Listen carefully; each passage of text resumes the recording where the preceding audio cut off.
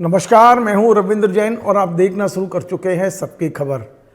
पिछले लंबे समय से ये चर्चा चल रही है कि भारतीय जनता पार्टी में जो मूल सिद्धांत था संवाद और संपर्क, ये दोनों समाप्त हो चुका है। ऐसा भारतीय जनता पार्टी के कई बड़े नेता कहते रहे, लेकिन पार्टी इसे स्वीकार नहीं कर रही है। लेकिन आज एक और घटनाक्रम ऐसा हुआ है जिससे इस बात की पुष्टि होती है कि भारतीय जनता पार्टी में संवाद और संपर्क बंद हो चुका है। भारतीय जनता पार्टी के एक बहुत ही पुराने और वरिष्ठ नेता हैं मेघराज जैन। मैं बता दूं, मेघराज जैन कुशाभाऊ जी ठाकरे, कैलाश सारंग और सुंदरलाल पटवा के समय के बड़े नेता हैं और एक समय महाकौशल प्रांत हुआ करता था, उसके वो संगठन मंत्री थे। यानी कि संगठन में ही उन्होंने प्रांत बना रखे थे, मध्य भारत प्रांत, महाकौशल प्रांत। उस समय क्षेत्रीय संगठन मंत्री कहलाते थे। उस समय मेघराज जैन क्षेत्रीय संगठन महामंत्री थे महाकौशल प्रांत के। और एक समय ऐसा था कि मेघराज जैन की एक तरफा चलती थी। आज के भारतीय जनता पार्टी के जितने बड़े नेता हैं, जो मुख्यमंत्री हैं, संगठन के तमाम बड़े बड़े पदों पे जो पहुंचे हैं, उन्हें कहीं ना कहीं मेघराज जैन ने उंगली पकड़कर पहुंचाया है। भारतीय जनता पार्टी ने मेघराज जैन को ऐसा नहीं कि कुछ दिया नहीं है। मेघराज जैन को राज्यसभा में भेजा गया। मेघराज जैन को मध्य प्रदेश में गौ सेवक जो कल्याण बोर्ड बनाया था उसका चेयरमैन बनाया, कैबिनेट मंत्री का दर्जा दिया गया।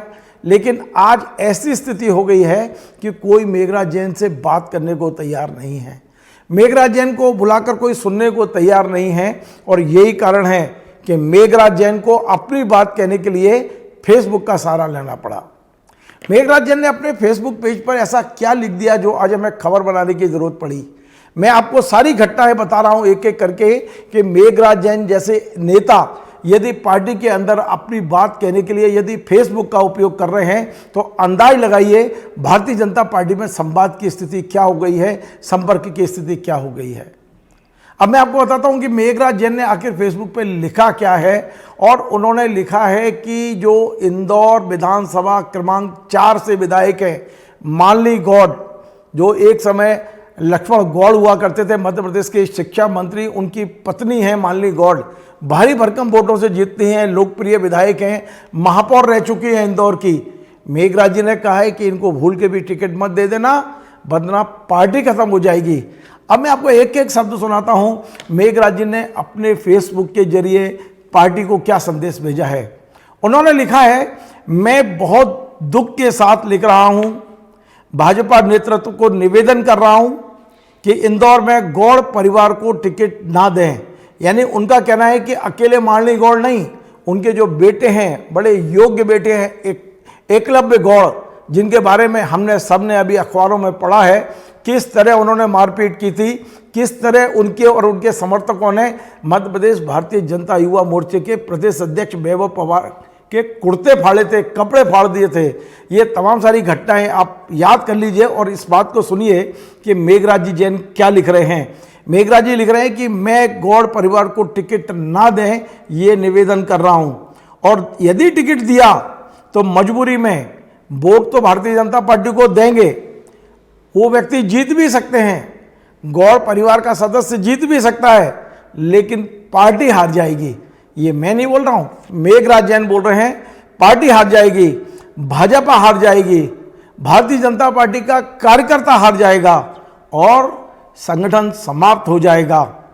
हिंद रक्षक नाम का जो आतंक, जो पारिवारिक आतंक का पर्याय बन चुका है, वह जीत जाएगा और बाद में भाजपा ही नहीं बचेगी।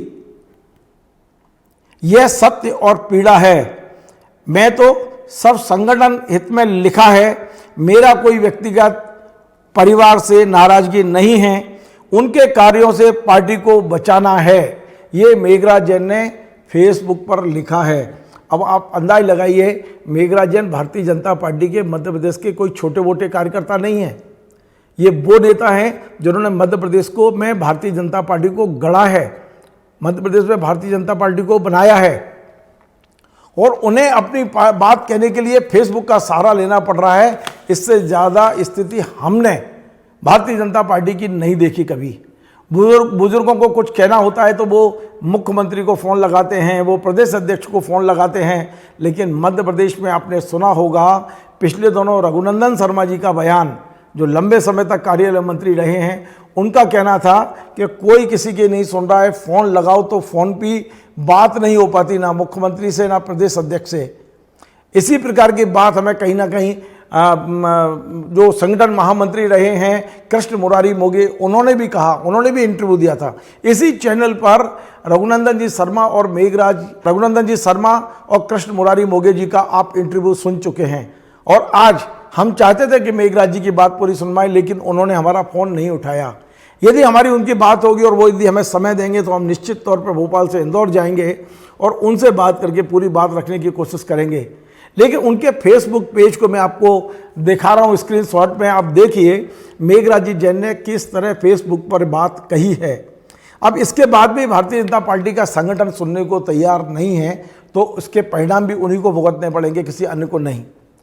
देखिए, मेघराज जैन जैसा कार्यकर्ता, मेघराज जैन जैसे पुराने नेता, मेघराज जैन जैसे समर्पित सिपाही यदि अपनी मन की पीड़ा सोशल मीडिया के जरिए पार्टी तक पहुंचा रहे हैं, तो पार्टी को अब थोड़ा बहुत विचार करना चाहिए। आपको हमारा ये कार्यक्रम पसंद आए, आप इसे शेयर करें, लाइक करें, कमेंट करें, और आपसे बार बार निवेदन है हमारे इस चैनल को सब्सक्राइब अवश्य करें। धन्यवाद।